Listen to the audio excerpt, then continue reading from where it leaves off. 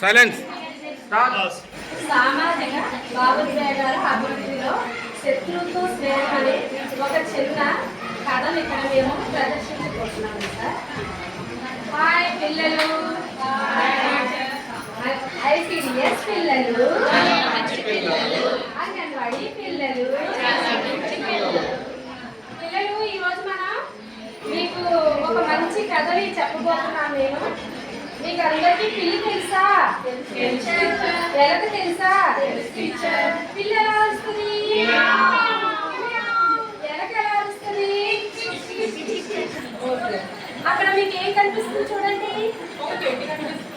దాని పక్కని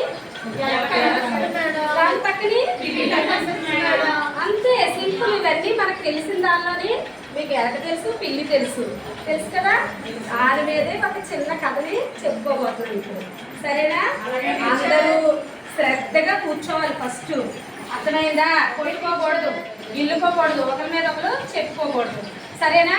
కథ అంతా అయ్యే వరకు కూడా ఎవ్వరు కూడా పింగ్ ఆఫ్ సైలెంట్ లో కూర్చోవాలి.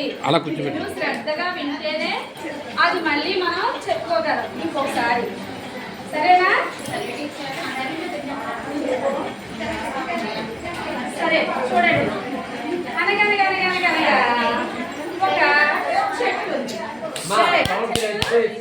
చెట్టు ఉంది. ఈ చెట్టు పక్కనే ఒక కలుగులో ఒక ఎలక ఉంది. ఆ ఎలక ఇలా పైకి వస్తూ ఉంటుంది. వస్తుండగా ఈ చెట్టు పక్కన ఒక పిల్లి పాపం దాని కాలికి ముళ్ళు గుచ్చుకుని బాధపడుతూ ఉంటుంది. దాన్ని ఎలక చూసి జాలిపడి అయ్యో పాపమని దాని ముళ్ళు తీస్తూ ఉంటుంది. దాని ముళ్ళు చటుక్కుని తీసేసరికి పాపం పిల్లికి హాయిగా ఉంటుంది. ఎంతో సంతోషపడుతుంది. ఎంతో ఘనంగా ఎలక్కి కృతజ్ఞతలు చెప్తుంది. అప్పటి నుంచి అవి చాలా స్నేహంగా ఉంటాయి అన్నమాట.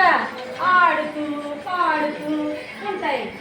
అలాగే ప్రతిరోజు పొద్దున్నే లేచిన వెంటనే మన పిల్ల ఏం చేస్తుంది? ఎలక దగ్గరికి వెళ్తుంది. అలాగా ఎలక దగ్గరికి వెళ్తే ఎలక బయటకు వస్తుంది. రెండు కలిసి చక్కగా ఆడుకుంటాయి, పాడుకుంటాయి, ఒకే దగ్గర కూర్చుంటాయి, ఒకే దగ్గర తింటాయి, ఒకే దగ్గర పడుకుంటాయి.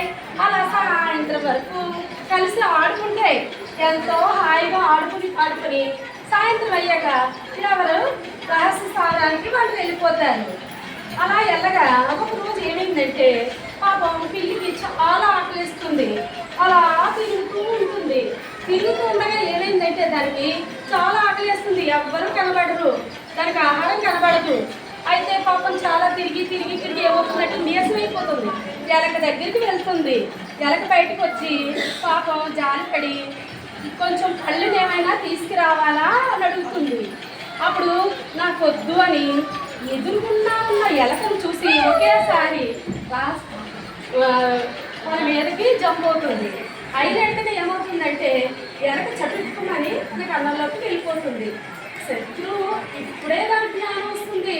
శత్రువుతోటి సాహసం చేయకూడదు, శత్రువుతోటి స్నేహం చేయకూడదు, విరోధ జంతువులతో స్నేహం చేయకూడదు అని దానికి మంచి జ్ఞానం కలిగి లోపలికి వెళ్ళిపోయి ఇంకా బయటికి రాకుండా ఉండిపోతుంది.